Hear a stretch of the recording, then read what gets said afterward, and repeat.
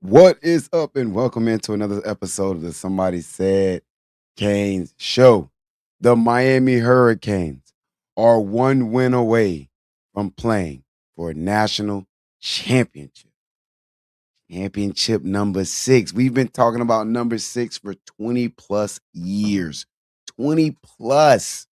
It's been a long time coming, and we're one win away from having an opportunity of winning number six. Golly, boy. Welcome in. I appreciate everybody that tunes in. Please hit the like. As always, please hit that subscribe. All it does is help me out. That's literally all it does, man. It means a whole lot to me. It allows me to be able to do all sorts of things. So please do it for me. You know what I'm saying? I don't ask for much. All I ask for is a like. All I ask for is a subscribe. If you can give it to me, man, I greatly appreciate it. There's going to be so much stuff that's going to be happening, so many things that I'm going to be doing going forward. And you want to be tuned in. You want to be tuned into it. This is Somebody Said Kane show that's part of the Somebody Said Sports Network on YouTube. Somebody Said Sports every Monday night at 9 p.m. We're talking all football. So not just Miami, not just college, NFL as well. We're covering everything football every Monday night, 9 p.m. live show. You can jump in the comments. We show a lot of love to everybody that tunes in, just like I show love on this show, because we appreciate everybody that tunes in, right? A show is not successful except for if not for the people that support it. So we appreciate everybody that does that. I am Breeze, and I am always here to talk Canes football on this show. Somebody Said Canes show. As I mentioned, Miami, Ole Miss, Fiesta Bowl, tomorrow, Thursday, January 7th. Man, Miami has an opportunity to play for a national championship in Miami. We may never get this chance again. We may never get another chance to play for the Natty in Miami. It's not like it's guaranteed you get chances to play for Natties all the time. We know that, Canes fans. So this is a special opportunity, and the team has got to seize it. If you watch the media stuff, they look dialed in. They look focused. Mario looked mad. They had him holding a fruit basket earlier today, and my dog looked hot. My dog like he was ready to line it up today. That's that energy we need, man. That's the energy we need this team to come out with, because Ole Miss ain't no pushover.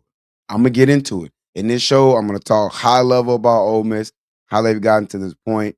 I'm also gonna talk about their statistical breakdown. I think there's some things when you see where they stack up statistically against the rest of the nation that we need to keep our eyes out for, as well as opportunities for us to win this game. And then I'm gonna show some clips, some film. Y'all know I always get into that film. Men lie, women lie, film don't. I'm gonna get into that film, and I'm gonna show some things that they were able to do against Georgia successfully. Things that, of course, we got to be ready for. Things that we can expect them to try to do against us. I'm gonna jump into all that on this show. 30 minutes. We're gonna get in and out. We're gonna handle business. One thing that I don't know a lot of people may not be aware of is Miami could win the Grand Slam of New Year's Six Bowls. I presented this as a trivia question Monday night on the Somebody Said Sports show. There's only one team that has won every New Year's Six Bowl at least once, and that's Texas. The one that's escaped Miami. There's been one escaping us. That pesky little Fiesta Bowl. That pesky little bowl out there in Arizona. If you look at it on the screen, Miami's the third row. 2-0 in the Cotton Bowl. 6-4 in looks like the Orange Bowl. 2-1 in the Peach. 1-0 in the Rose. 2-2 in the Cotton. 0-4 in the Fiesta Bowl. Hey man, we do. You see it down there in my tag. You see it down there in my tag. We're due for a Fiesta Bowl win. We're overdue. It's time to get it, man.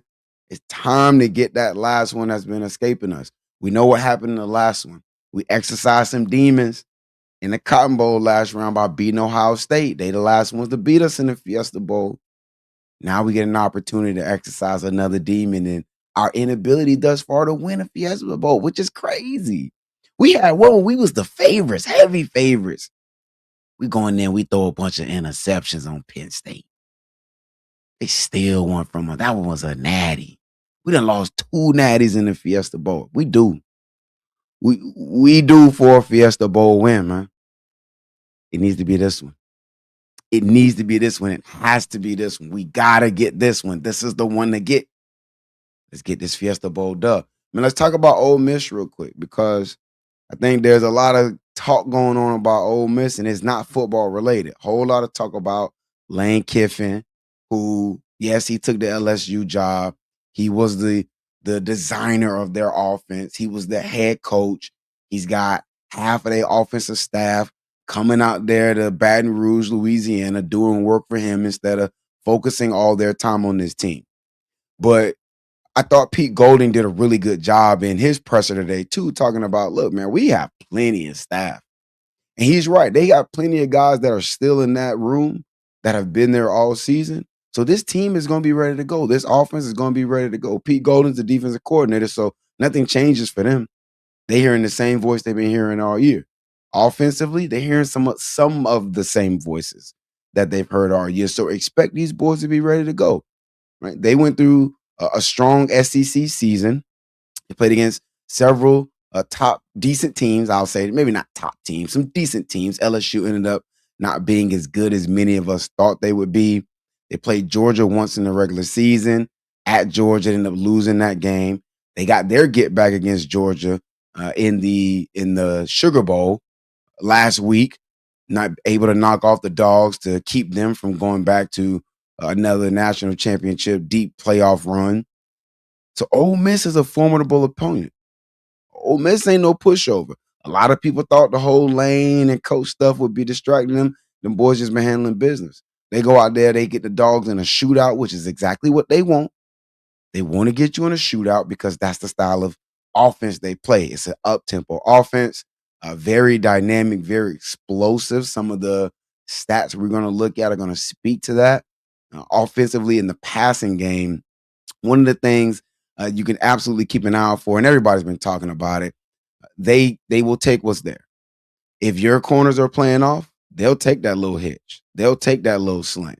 In the run game, Keywan Lacey is second in the country in touchdowns in the regular season. He went for 23 of them things. The running back, he's a little banged up. Something to keep an eye on. He's got a little bit of a little stinger in that left shoulder. You know what I'm saying? My boys hit. My boys bring that thump. So, we bring that thump a little early. He meet Mo Torre in that hole and Mo put that stick on him. He might not hit that hole the same going forward. Jacoby going to tell him, hey, come get your boys off the field. Hey, go get your homeboys off the field, man. Jacoby ready to put that stick on him. So, they got some things going on. Keywan Lacey's been a little dinged up, but I would expect him to go out and play a game, man. Again, they have an opportunity to go play for a national championship. They've never won one. This is an opportunity for Ole Miss to go out and win their first national championship, if I remember correctly. So, of course, they're going to be fired up, man. The boys want to go win. But in the run game, for a lot of times, because they're so spread heavy, shotgun heavy, expect 4 wide receivers very, very often. When they go 3 wide receivers, they're going to bring in a tight end who's very talented, who can be an issue in the pass game. They're always in the shotgun, so it's going to be a lot of inside zone duo. You'll see some outside zone just to keep you honest, but a lot of inside runs, man. Keywan Lacey getting downhill and just gashing defenses right up the middle. So we're going to have to be stout in that middle. In the pass game, they'll take the easy stuff. I talked about it last week where I wanted to see Carson Beck take the easy stuff against Ohio State. He did that and it worked. Ole Miss takes the easy stuff. So if your corners are off, they will take that little hitch. They'll take that little slant. So we have to be ready for that. And then they're going to go fast pace. They're going to go tempo. They're going to push the pace. You can expect that pace to be similar to what you saw against USF. USF is always one of the fastest offenses in the country. If you're an SEC person, you watch Tennessee games. They go a very, very fast pace. The thing about that pace, though, keep in mind, it can be your friend or it can be one of your worst enemies. Because that pace is predicated on getting a yardage on early downs. We'll remember that. Canes fans will remember that when we had Rhett Lashley. You got to win them early downs to really be able to then push the pace. But if you're pushing pace and you're not moving the ball and you're punting back to the other team, well, now your defense ain't getting rest. So it's going to be important for Miami to win early downs against this offense to be able to slow down that pace. I'm going to spend a lot of my time talking about our defense against their offense.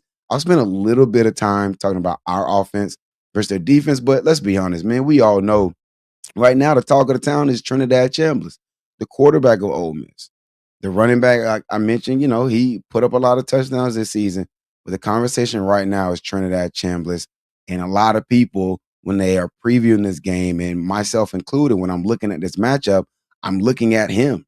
He is the difference maker in this game. You look at the Georgia game, he was the difference maker in that game. He was able to make some plays that put them in a position to win that game. If Carson Beck's their quarterback, they're probably not in the Fiesta Bowl seeing us right now. They don't have an offense built like ours that can just lean on the run, can impose his will on people. Trinidad Chambliss has to go out and be a star. Now, I'm going to pick Miami to win because the ways in which Ole Miss can win this game are few, in my opinion. Just like we were against Ohio State, just like we were against Texas A&M, Miami is the better team in the trenches. You can make the argument that Miami is the better team top to bottom. But Trinidad Chambliss, a quarterback of that ilk, can negate some of those advantages. If he's out there balling, if he's out there making plays on the fly, think of a Cam Ward when he was at Miami. Maybe he's a Timu Cam Ward, a great value Cam Ward. He won't be the first overall pick if he were to go into the draft. But think of that in terms of sometimes extending plays, creating opportunities for his receivers, buying them time to get open. Trinidad Chambliss does that kind of stuff. And I have a play that I clipped from the Georgia game of him doing that. You've seen it.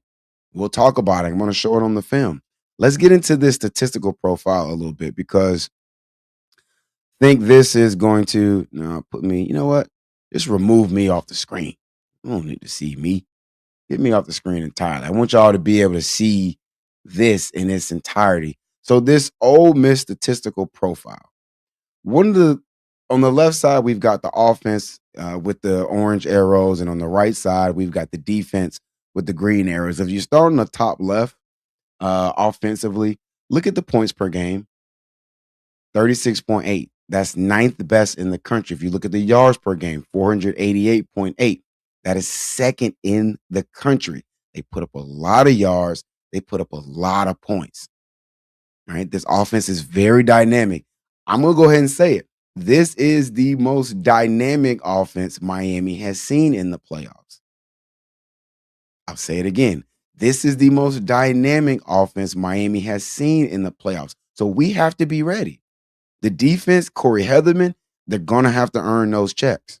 They're going to have to because this offense is going to challenge you, is going to make it difficult. If you drop down to the rushing statistics, the two things I noted on the rushing side, that rush play percentage, 53.26%, 54th in the country.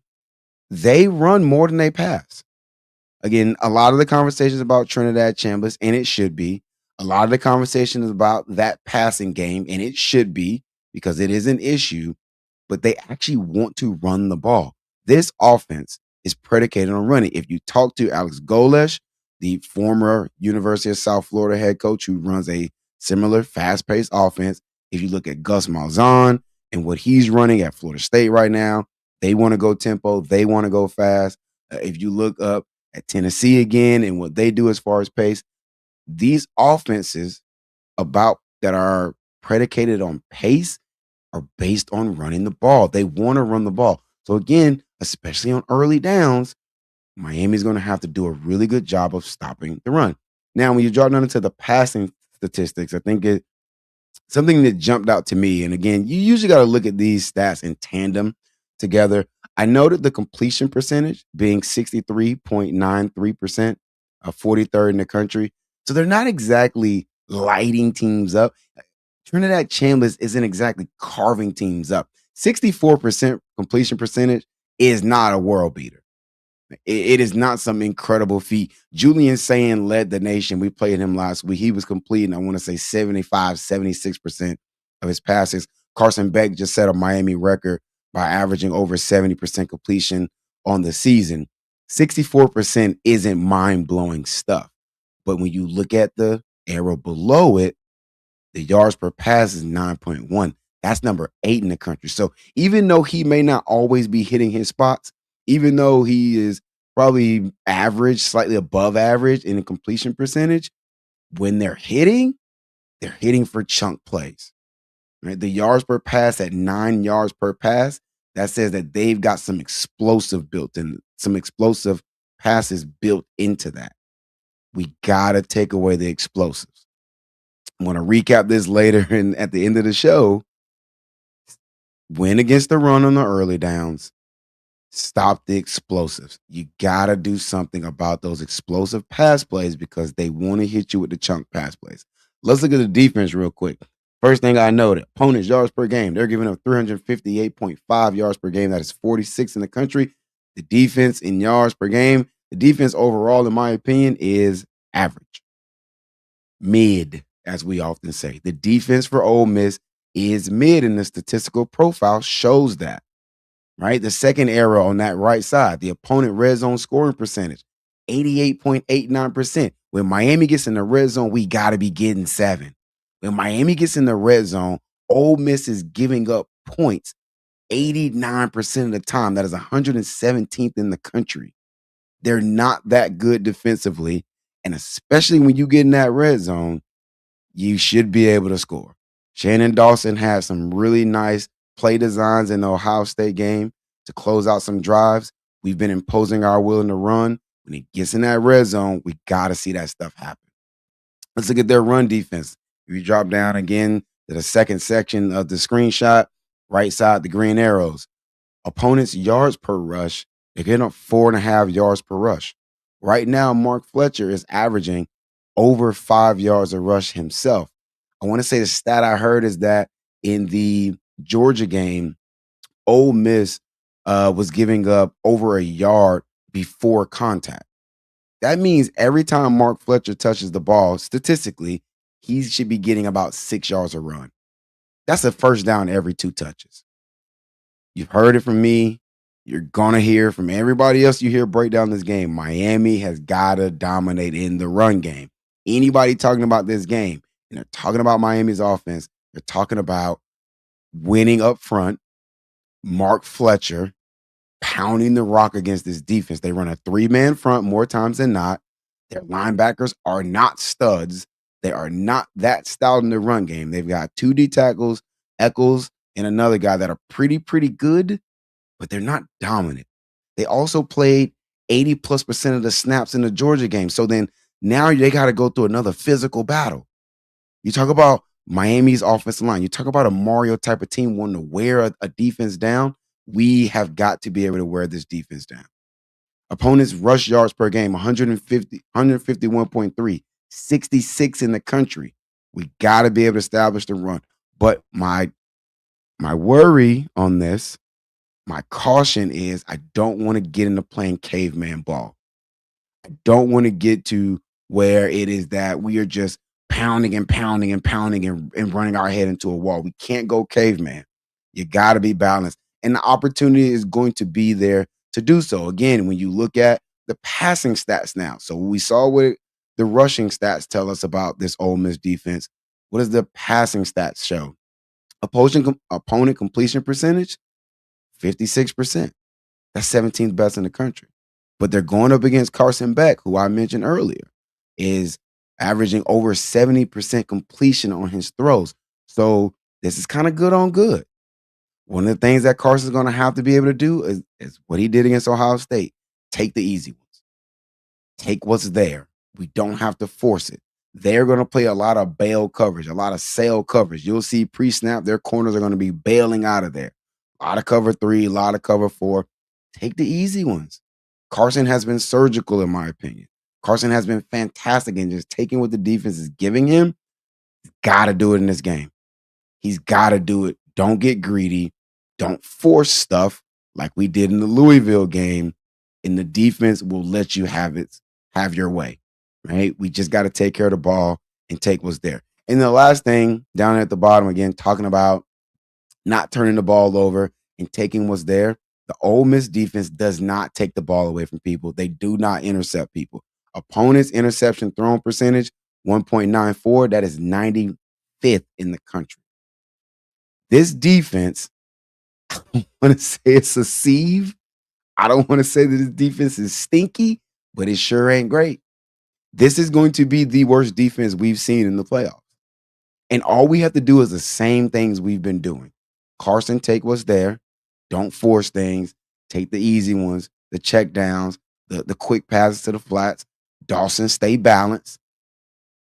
Keep doing what you've been doing. I love the way Dawson called that Ohio State game. Call a similar game. Run the ball. We've got one of the best offensive lines in the country, as we've seen. We have Mark Fletcher, who is just running incredibly right now to the point where some people are saying Mark might want to think about going to the league. He's looked so good. Got to run the ball, man. If you can establish that run game, as in every game we've seen thus far, we will have an opportunity to win. We will have an opportunity to wear this defense down if we do run the ball the way we know that we can. Let's get into some film real quick. And we're going to get up out of here because, again, we try to keep these 30 minutes or less. Let's get right to it, man. We don't need to spend a whole bunch of time doing a bunch of nonsense. Right? Let's get into some film. I want to show a couple of things that I said that I thought Ole Miss did well against Georgia. Let me share that screen. All right. This is the first play I wanted to show, man. One of the things that I thought Georgia did a horrible job of, I'm going to show several plays exposing this lack of discipline by the Georgia defense. Look at this run play. They got Ole Miss boxed up. This play should be dead. Look at that. This play should be dead. You've got them standing in their own end zone. You got everything fit. Look at this. A gap, closed up. B gap. Your man's turned a little sideways, but he's in the gap. 5. Raylan. You got to keep that edge contained out there, man. You cannot let this running back get from here and get to your outside shoulder. He cannot get outside of you, and that's exactly what happened. That's bad edge containment. Miami's defenders have got to be disciplined in the edge containment. Let's show another one. Let's show another one because it wasn't just that one. It wasn't just that one at all, man. The very next play. The absolute very next play, man. Didn't take them long. They came right back to it. They say, look, if y'all ain't going to do it, we just going to keep going right at it. If y'all not going to contain the edge, we just going to keep running right to your edges. Look at it. Watch the play. Nothing crazy. It's another inside run. 0 edge contained. We up the field. Bro, come on, man. You cannot have it. Look at this. Hey, look. You crashed. Good job. You need to be crashing with an eye of getting upfield to keep him from bouncing. You've already played yourself. They were in a wide split. You thought you could jump inside of this receiver who's trying to block you to go make a play, and look what happened. He rolled you in. Back it up. No, let's back it up. He rolled you in, running back right to the outside. You got to keep edge contained against this Ole Miss rushing attack. You got to keep edge contained against Trinidad Chambers. I got a clip that shows that too. Look at this. Pause it. Where is he going inside? If you contain there, 3 is filling, 5 is filling, A gaps are shut down. Where's he going? 3's in there. Yo, 27. 27. 27. Where you? Bro, come on, man. Come on. I feel like Boosie. Come on now, dog. Come on, man. What is this? Hey, man, you gotta keep the edge contained. Keywan Lacey, he runs sometimes like them high school running backs. You know them fast high school running backs that come out of high school, and every time they touch the ball, all they want to do is bounce outside. They want to get into a foot race. They're trying to bounce it. They're not trying to get downhill on us. I'm telling you, that's not what's going to happen. Now, they're going to do it to try to keep us honest, But if he sees an opportunity to bounce that thing outside, especially the way our run defense has been playing, he will bounce it outside. I already said his shoulder's a little banged up. He might be ducking contact. We cannot let him get away by bouncing it outside. And the same thing goes for the quarterback. This is a quarterback power. Hey, look, man. Georgia did a really good job on the interior run fits. There's nowhere to go. You've got two guys in this A gap. He's doing a good job in the B gap. In theory, this is your C gap up here. You stood him up 18, and then you stepped inside. And what he did, bounced outside. Can't have it. Cannot have it. Miami's done a really, really good job of being gap sound, staying in our gaps, taking these kind of things away. We can't do it. They will bounce outside, and they will have success doing it if we are not disciplined in keeping them from bouncing. You got to set edges. I'm looking at Ruben Bain. I'm looking at Akeem Mesidor. I'm looking at Armando Blunt when he come in. I'm looking at Marquise Lightfoot when he come in. I'm looking at the backers, the safeties when they flow down to help in run support. You got to keep edge contained. If you don't keep edge contained, we will get burned. Now, in the past games, a couple plays I want to show real quick, just to give you guys an idea of some things that I expect to see. One of the things that Ole Miss did earlier in the game was they tried to move the pocket. This Ole Miss offensive line is not dominant by any means, but Trinidad Chambers is really good on the move. So when that's the case, move the pocket. Why have your quarterback stand back there under the gun, under the heat, if you don't have to? This is an example. This play is actually going to be incomplete, but they run something similar in the game that actually does go for complete. Look how they just move the pocket. Hey, look, we show counter, right? We showed you counter. We pulled two. We pulled, I want to say guard and tight end. Fake the run on the inside. Chambliss, roll out. He's got the underneath. It's kind of like a flood concept. He's going to run a comeback at the top, and you got a guy coming from the field side straight across, right? It's incomplete, but expect to see plays like this. Everybody knows Miami's defensive line has been getting busy. Everybody knows what Ruben Bain and Akeem Mesidor has been doing. One way to neutralize a really good pass rush is to move the pocket. I'm going to come back to that real quick. Watch 33, this run fake. We've been running inside. Watch 33, bang, crash. If this was a run play, fantastic, 33. It's not. It's not a run play. Trinidad Chambers is now mobile on the outside. 5 does a good job of staying home on him. Now, if he wants to just flip this to the tight end right here, he could just flip that to him. That's going for a positive gain, especially when 5 turns. 5 kind of was reading the eyes and he saw the throw. But Trinidad Chambers kind of got a 2-on-1 a little bit. 5 played it pretty well, not overly committing to either one of them. But again, I would expect Ole Miss to come out and try to move this pocket. I expect them to come out and do some stuff like this, get that defense running side to side so that our baller defensive ends, our first-round draft pick defensive ends, can't just pin their ears back and go get after him. Ahmad Moden can't just pin his ears back and go get after him. I expect him to move the pocket, taking him from under that heat, for lack of a better way to describe it. All right, no need to make him standing there under the gun unnecessarily, asking that offensive line to do some stuff that they really not built to do, because they really not built to stand up against our defensive line. They're really not. Man, what is the problem with this thing? Last play I want to show.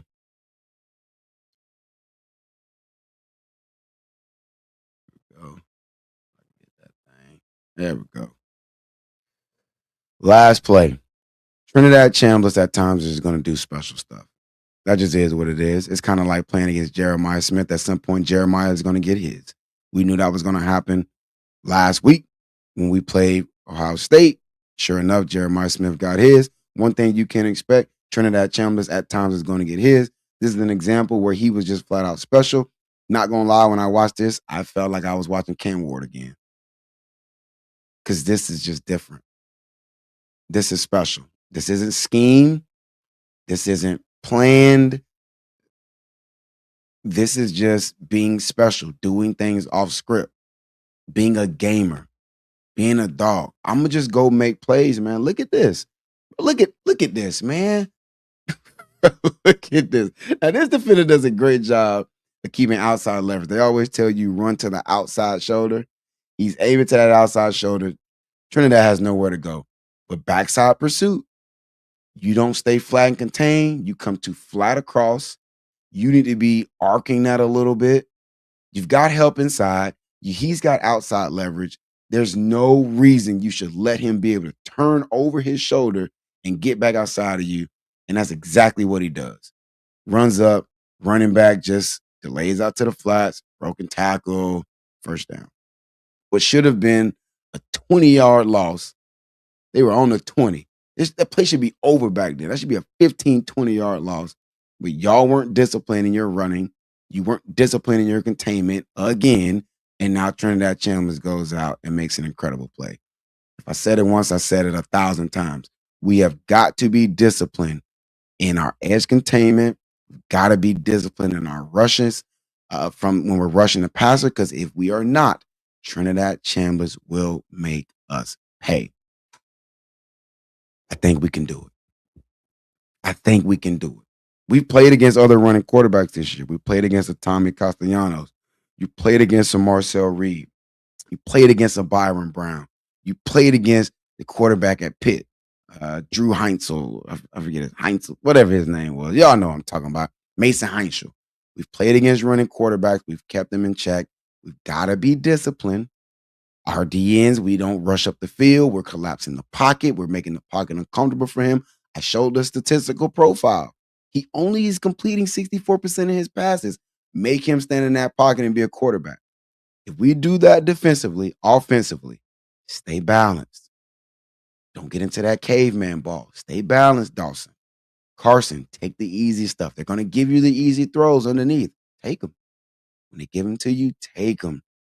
But then also be physical up front, be dominant in that run game the way we have been. If we do those things, I'm going to see y'all in Miami. If we do everything I just said, I'm going to see y'all in Miami, because we're going to be playing for a net, and I bet you I'm going to be there. I got to be there, man. Hopefully them Canes handle business tomorrow night.